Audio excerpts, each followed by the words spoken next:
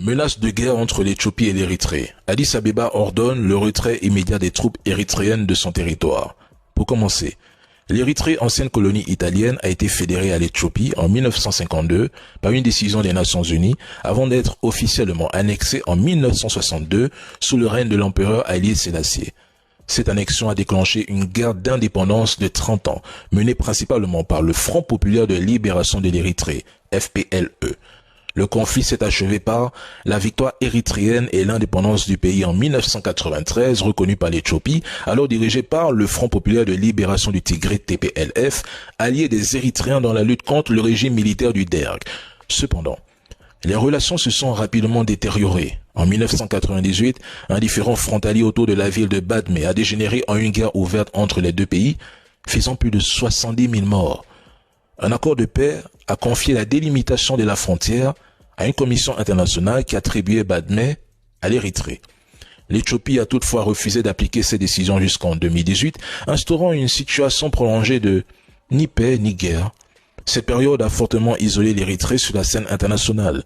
Le pays a été accusé par l'ONU de soutenir des groupes armés régionaux, notamment Al-Shabaab en Somalie, ce qui a conduit à l'imposition de sanctions internationales.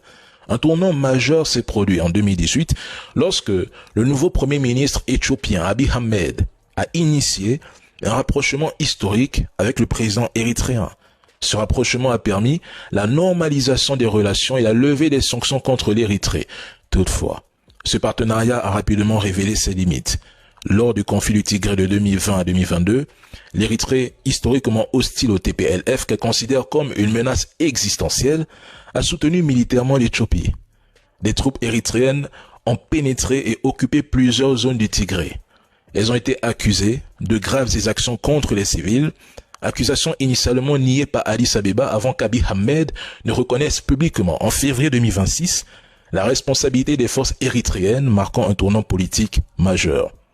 L'accord de paix de Pretoria, signé en novembre 2022 pour mettre fin au conflit du Tigré, n'a pas inclus l'Érythrée, ce qui a été perçu à Asmara comme une trahison pure. Depuis lors, les relations entre les deux pays se sont nettement dégradées. Rappelons que l'Éthiopie, enclavée depuis l'indépendance de l'Érythrée en 1993, dépend à 95% du port de Djibouti pour son commerce maritime, ce qui représente un coût annuel estimé environ 1,5 milliard de dollars. Dans ce contexte, Abiy Ahmed a revendiqué un accès souverain à la mer, notamment via le port érythréen d'Assab, invoquant des droits historiques et des impératifs existentiels.